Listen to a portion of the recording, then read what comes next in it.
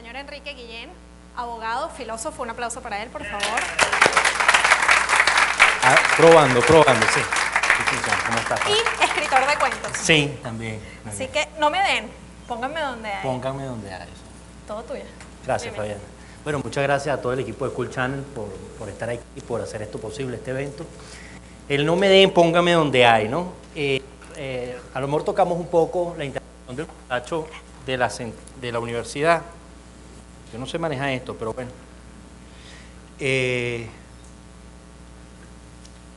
Ok. En el sentido de tocar la diferencia entre el capitalismo y el socialismo. El no me den, póngame donde hay, es algo que ha existido en toda la historia de la humanidad. El pillo, el truán, el que quiere el atajo, el que quiere la mayor ventaja, el menor esfuerzo. Es una realidad de toda la cultura occidental, en todas las épocas. Y tratar de desconocer eso por una suerte de paraíso terrenal, utópico, donde 20 personas van a usar un carro y ninguno le va a quitar una bujía o una rueda, es no reconocer lo que es la naturaleza humana. Pero dentro de nuestro proceso cultural, dentro de todo lo que es la cultura occidental, América Latina, América del Norte, toda Europa, la cultura grecolatina, ha habido una evolución dentro de nuestra propia cultura de lo que es la astucia. La astucia como ese mecanismo de deducción, ese mecanismo de análisis racional del entorno, que parte a raíz de un señor llamado René Descartes. Ese es lo que se llama ese giro cartesiano. Pienso, luego existo. Toda la preponderancia desde el siglo XVII hasta acá, en esa cultura occidental, se tradujo en el pensamiento. Se hizo patente en la frase de los griegos: piensa bien y vivirás bien. Y eso va a exaltar en el siglo XX. Voy a utilizar esa división de siglo XX y siglo XXI porque a la gente le gusta mucho las categorías y las divisiones, antes y un después. Entonces, y el siglo XXI lo plantea. Entonces voy a tomar esa división del siglo XX y del siglo XXI. En el siglo XX se llega a la cúspide de la evolución del pensamiento racional. Tenemos 2 guerras mundiales, lanzamos bomba atómica y de alguna manera hemos ensalzado y exaltado la vida como un proceso netamente de pensamiento racional. Solamente deduciendo salimos librados de todos los problemas. Por eso es que los líderes del Partido Comunista en China se preparan en Harvard, en Stanford y en Oxford. Ellos están conscientes que van a competir en un mundo y para lograr las mejores destrezas en ese mundo se preparan en las mejores universidades del planeta. Pero ese pensamiento racional que pensaba que cada día iba a ser mejor que el anterior, que podíamos incluso llegar a predecir la historia, llega a esa contradicción en ese siglo XX. Y tenemos las 2 guerras mundiales, tenemos la bomba de Hiroshima. Para no entrar en un tema muy teórico, eso se vierte en la cultura popular, en la cultura que todos manejamos. Todos recordamos el héroe de Rambo en los Estados Unidos, un tipo que solo logra descifrar las pistas del ambiente y entonces en una selva pone un palito y alguien pisa una trampa y de repente cae en una trampa. Ese es el héroe del siglo XX. El héroe del siglo XX es un héroe astuto. Sherlock Holmes. ¿Qué hace Sherlock Holmes? Se da cuenta que tú tenías la camisa manchada de tinta, entonces eso significaba que estuviste en la imprenta y entonces tú eres el asesino. Logra deducir lo que los demás ciudadanos no deducen. Ese es nuestro héroe del siglo XX. Otras manifestaciones más acá, a nivel de serie de televisión, es el Dr. House. Ustedes ven un médico, un doctor, que manda a su equipo a la casa del paciente y descubre una cantidad de productos que ese paciente utilizaba, químicos y tal, y con eso descubre la enfermedad de ese paciente y el tratamiento. Es decir, toda nuestra historia cultural, y por eso es que el capitalismo está un poco perdido, exaltó el tema del análisis racional desde Descartes hasta nuestros días y hasta el siglo XX. Y por eso, señor director, vamos a ver esta primera muestra de cómo es ese héroe en nuestro siglo XX.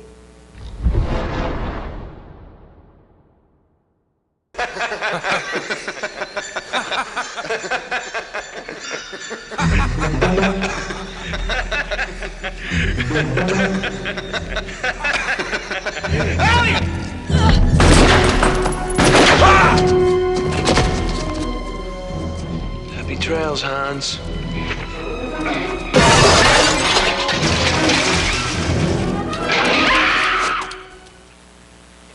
Bueno, ese resume lo que es nuestra cultura occidental en el siglo XX.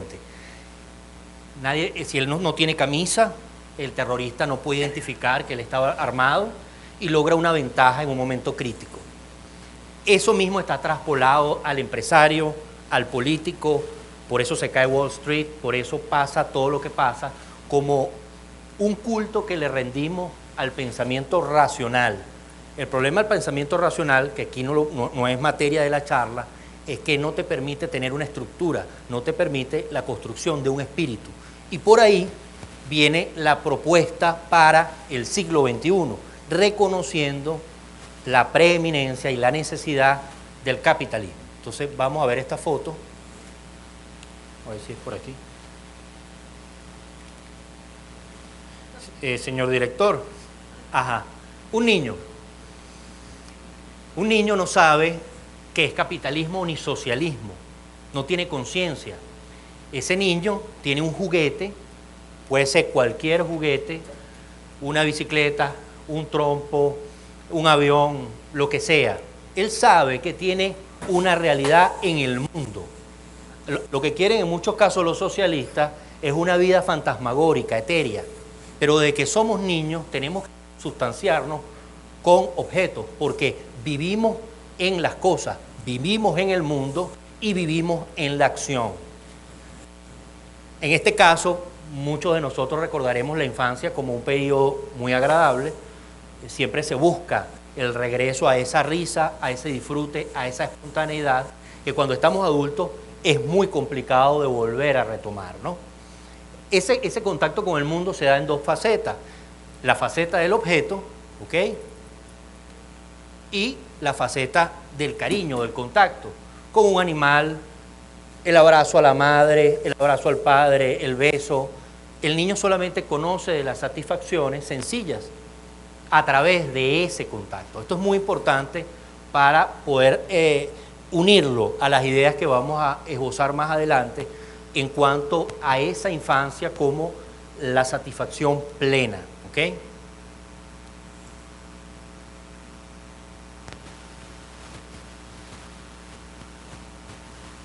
Un escritor, David Lawrence, escribe esto: si el empleado del banco se siente realmente interesado por su sombrero, si establece una relación viva con él y sale de la sombrerería con la nueva prenda en la cabeza, convertido en un hombre cambiado y con una presunta aureola en torno a la cabeza, eso es vida. Es decir, que hay una conexión entre el mundo material y la posibilidad de la vida, aunque sea en la construcción de un espíritu, es decir, en la realización de lo que somos. ¿Ok? Eso es muy importante tenerlo. Yo tengo una anécdota con respecto a esta situación, que fue la que me abrió mucho a entender esa pugna entre socialismo y capitalismo. Y es que yo vivo en un edificio. En el edificio estoy en unas navidades en el ascensor y llega una pareja, un matrimonio. Los dos integrantes de la pareja son socialistas o trabajan en el gobierno. Cada uno es funcionario público de una entidad diferente, distinta. Es una Navidad, estoy en el ascensor, llega el matrimonio, siempre tenemos una cordialidad, ¿cómo está la cosa? De ahí no pasa. No sé si son socialistas convencidos o utilizan la franela por obligación y todo lo demás. Y comienzan a meter unos regalos, un pernil, una cosa. Y ahí me doy cuenta, ahí me cae como quien dice la locha, de que al final queremos lo mismo. ¿Qué se quiere? Poder ver crecer a los hijos, darle un regalo en una ocasión especial, compartir en familia, tener una casa a la que llegar después de terminar una jornada de trabajo. Es decir, que todos estamos asignados por lo mismo. Para llevarlo a una frase muy sencilla, desde que usted se levanta en la mañana y quiere comerse una arepa con queso y mantequilla, usted ya es capitalista, porque usted está realizando una actividad en el mundo material. Y para realizarla implica que usted tiene que acceder a eso. Eso fue lo que yo vi con este matrimonio cuando entra con los bienes al ascensor para celebrar su Navidad. Es decir, estamos en el mismo plano, no podemos eludir, somos seres en el mundo, somos seres en las cosas y somos seres en la acción. No hay escapatoria, no hay escapatoria. Entonces, si usted necesita inclusive adquirir una aspirina para que su hijo bajarle la fiebre, en ese caso usted también es capitalista. Ha habido un giro y nos hemos dado cuenta que estamos como entrampados, porque efectivamente la única vía es la producción de bienes y servicios, es la generación de riqueza para que más personas puedan elevar su calidad de vida. Todos sabemos que hoy en día una persona de clase media puede vivir mejor que lo que vivía un rey en la Edad Media. ¿Por qué? Agua caliente, medicina, una cantidad de servicios y de situaciones que le permiten un estándar de vida muy cómodo, una cantidad de electrodomésticos que aligeran la vida en la casa. Todo eso es lo que ha transformado la vida moderna. Pero viene entonces la situación. ¿Qué hace el empresario? ¿Qué hace la nación? ¿Y qué hace el ciudadano cuando se reconoce inserto en un mundo material? Y ahí vamos ahora a otra película para hacer el entendimiento mucho más sencillo. Es esta película, Million Dollar Baby.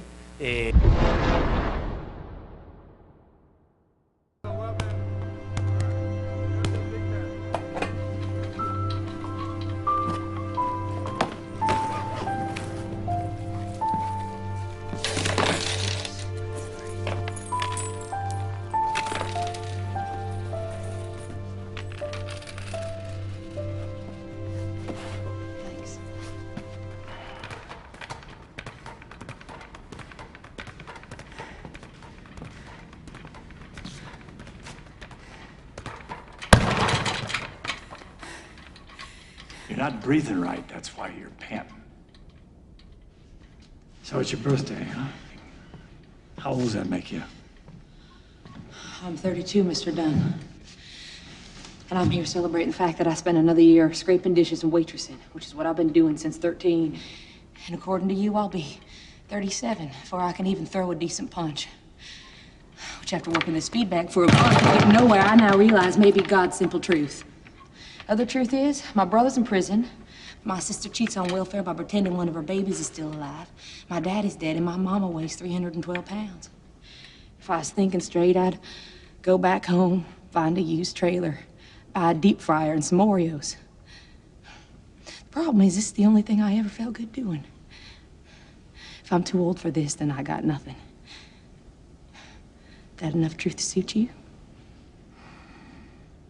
This your speed bag? But yours behind the counter. Wish I could say I wore it out. Okay, just hold it, hold it. I'll show you a few things, and then we'll get you a trainer. No, sorry. You're in a position to negotiate? Yes, sir. Because I know if you train me right, I'm gonna be a champ. Ok, ¿qué vemos ahí? Y podemos hacer una conexión en todo lo que hemos visto. La muchacha es mesera en un restaurante, ella ahorra y compra la pera para poder entrenar y boxear. ¿Por qué? Porque es con lo que siente una conexión con la vida. Recuerden la frase de Lawrence.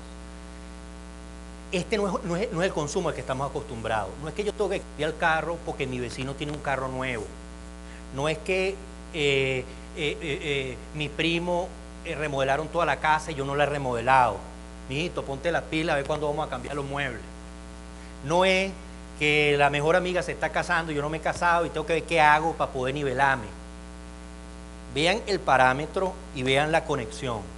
Ella ahorra, compra su pera de boxeo. A lo mejor no es la mejor, pero es la que necesita para desarrollar su pasión y su conexión. Ahí hay vida. Recuerden la frase de Lawrence. Recuerden el niño en la moto o el niño con su juguete. Ese es un consumo que es distinto. ¿Qué pasa si el empresario, si el político conecta con la vida? Porque cuando he hablado de esto me dicen, y ahora vamos a ver cuál es el ejemplo. Bueno, Enrique, pero eso está muy bonito, pero ¿cuál es el ejemplo de eso? Y ese es la nueva forma de emprendimiento para el siglo XXI. Ahí hay una diferencia en el consumo, hay una aceptación de que vivimos en un mundo material, pero no es un mundo material para tener una dignidad a través de lo que poseo. No es que yo necesariamente tengo que tener más que el vecino, más que el amigo, un mejor carro, mejores bienes, porque si no soy menos que el otro. No es eso, es una consustanciación con tu actividad porque hay una conexión. En este caso de la muchacha y de la película, es su boxeo y es su pera de boxeo. ¿Qué pasa si el empresario se maneja en esa conexión? Es un empresario que va a retribuir a sus trabajadores, es un empresario que va a investigar, es un empresario que va a conectar también con su comunidad y con el entorno. ¿Qué pasa si el ciudadano comunica con eso también? ¿Qué pasa si el líder político entiende un sentimiento nacional y lo canaliza hacia las cosas que realmente van con el espíritu de su municipio, de su estado, de su país? Es el nuevo paradigma del capitalismo. Ya no hay utopía. Utopía significa no lugar, un lugar que no existe, según la definición de Thomas More, que fue el primero que lo utilizó. Estamos aceptando que nos tenemos que realizar en un mundo material. Pero ahí viene la pregunta, ¿cómo nos realizamos en ese mundo material? Es la competencia de la representación, es el gasto superfluo, es la dignidad a través de lo que yo puedo poseer o tener, o es la conexión del espíritu. ¿Qué es el espíritu? Es la mezcla de todo eso, el transcurso del tiempo con las cosas, con los que somos, con las pasiones, todo eso ahí entrecruzado va formando el espíritu. Y aquí está el ícono del empresario y del modelo capitalista del siglo XXI.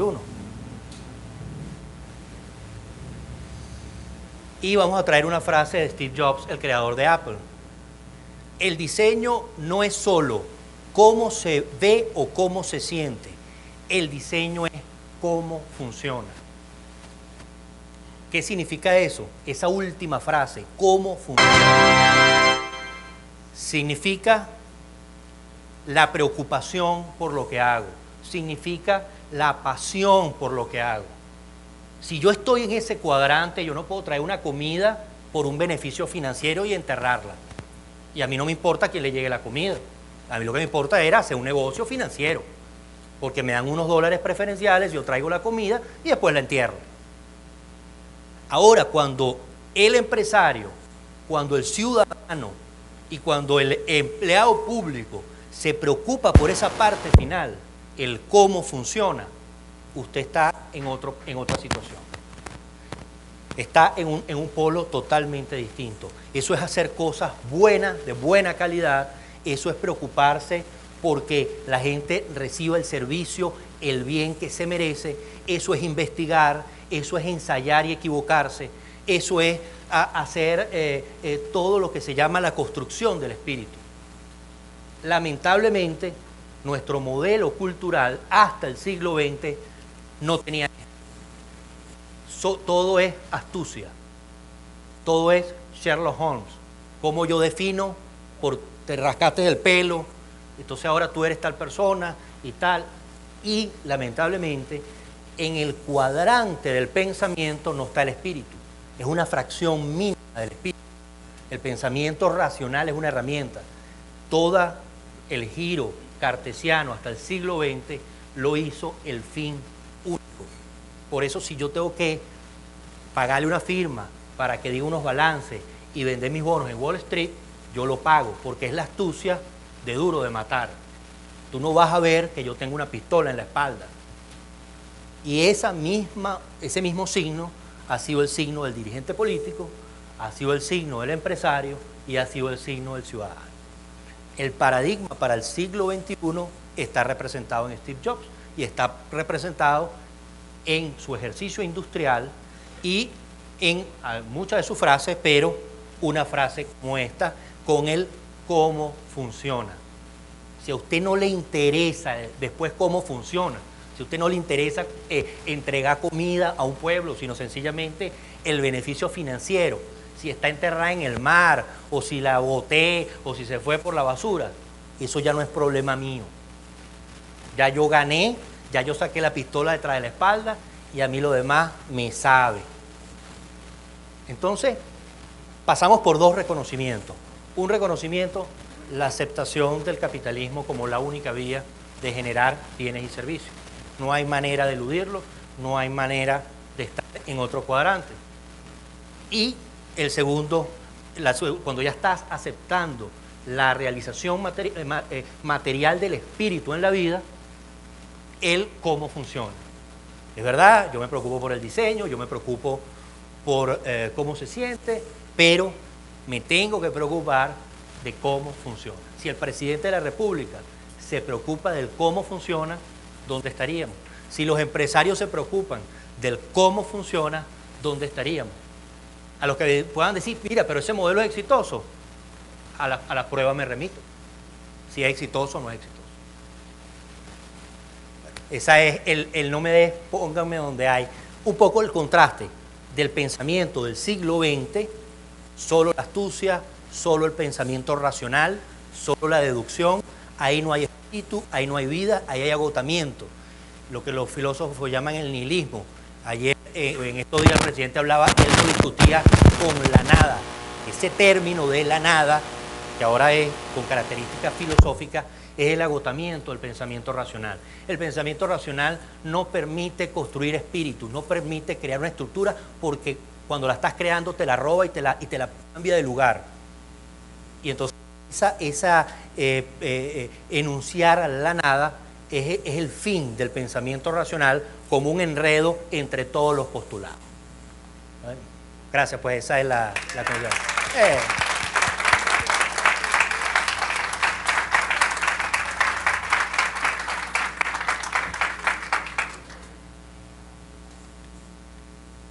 Traigo el testigo.